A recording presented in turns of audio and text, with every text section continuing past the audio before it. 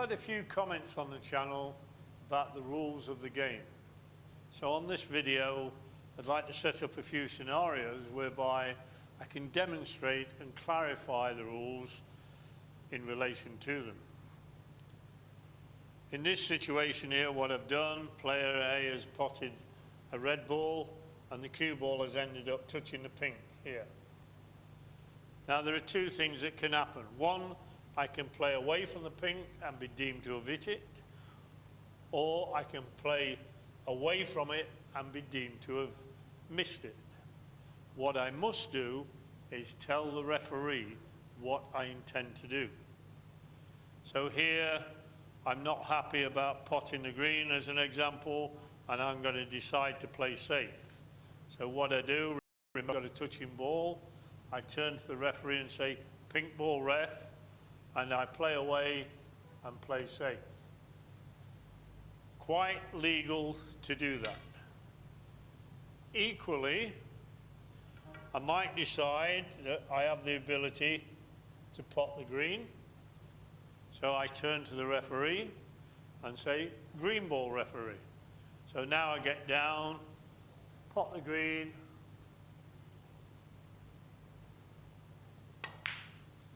and continue with my break.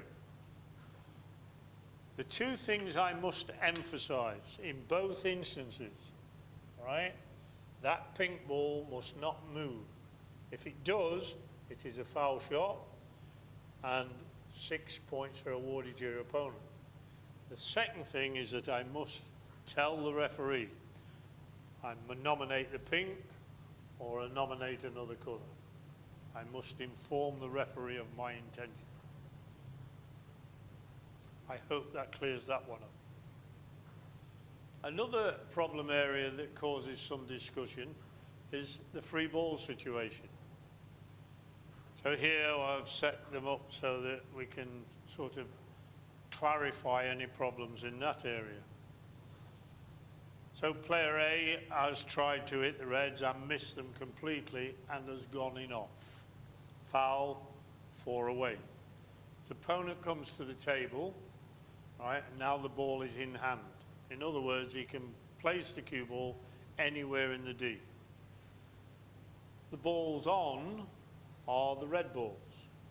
Now, he cannot see extremities of these balls at all. So some people argue that, well, I can't hit both edges, it's got to be a free ball. That is not true. If you are trying to hit, say, this ball, that is the ball on. But the only thing obscuring you from hitting both extremities is another ball that is on. So you cannot have a free ball. Likewise, if the player A has made a foul shot but has not gone in off and the cue ball comes to rest here, people will argue that the blue ball is obscuring all these balls and the blue is a ball that is not on. I cannot see both extremities of this red, so I can have a free ball. But again, the only thing obscuring you from hitting this edge of this ball is another ball that is on. So it is not a free ball. But for example, if that red was replaced by the black, now what is stopping you hitting both extremities is the black ball, which is a ball that is not on. So now you can have a free ball. I hope that clears that one up.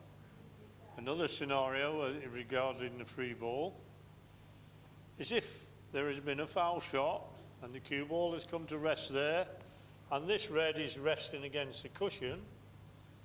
Some people think I can't see these balls, so I'm entitled to a free ball there. I cannot see the extremities of this red because the cushion is stopping me. So some people think, again, I'm entitled to a free ball. You are not. You cannot have a free ball if the only thing stopping you from hitting both extremities is the cushion. There are several free ball situations that can and does present a little bit of confusion. In this one, what has happened, as the player has played to hit the red, he's missed the reds completely,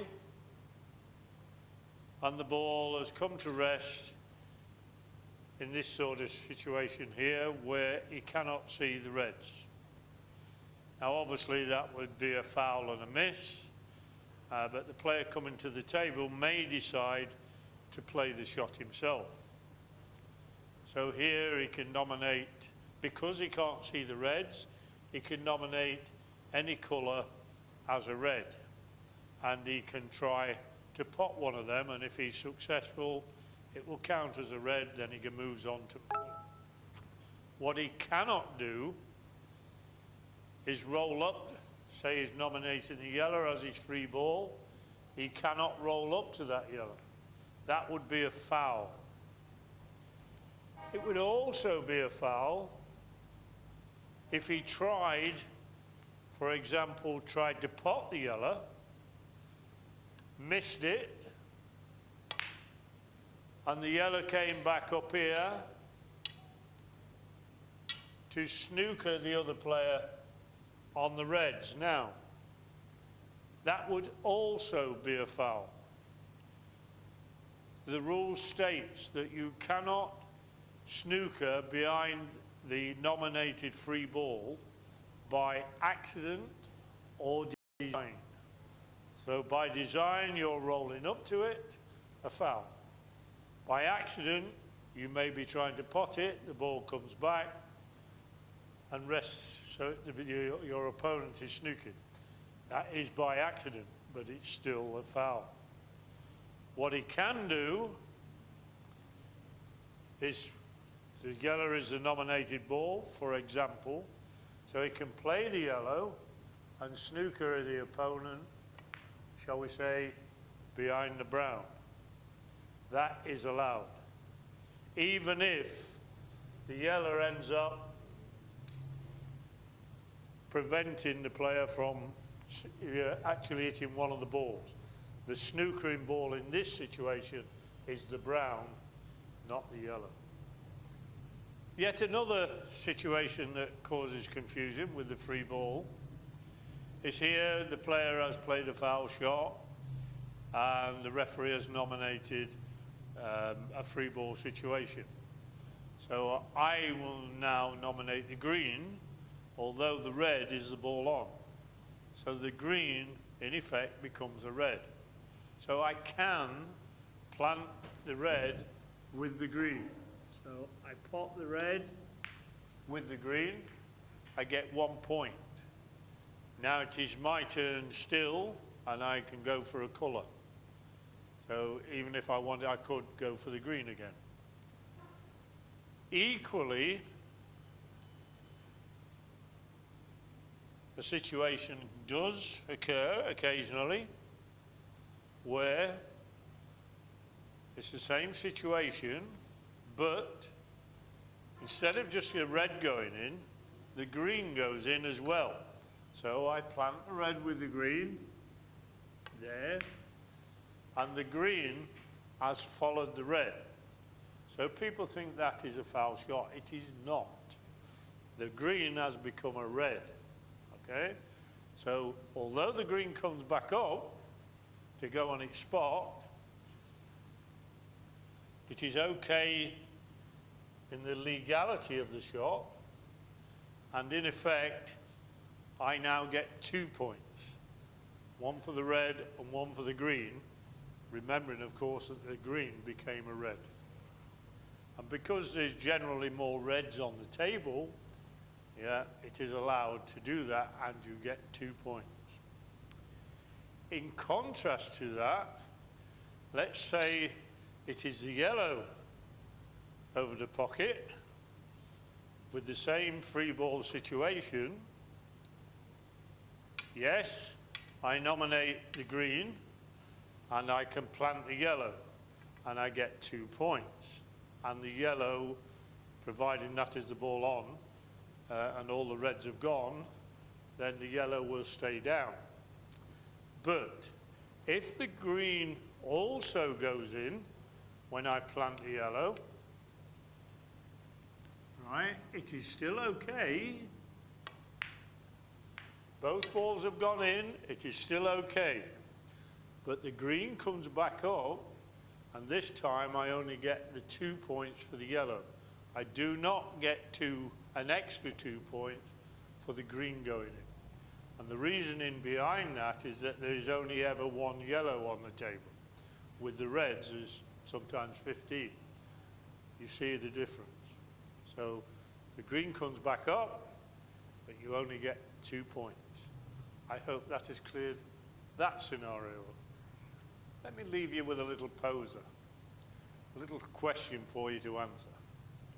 A normal game of snooker, player A comes to the table and breaks off. Player B comes to the table and clears the table. He pots all the balls. But he only pots reds and blacks, and then obviously all the colours. Okay? But here's the poser. He only makes a 1-4-6 break. He does not make a 1-4-7. So all he pots is reds and blacks, then all the colours. And remember, he only makes a 1-4-6 break. Instead of good luck with your practice, good luck with your thinking.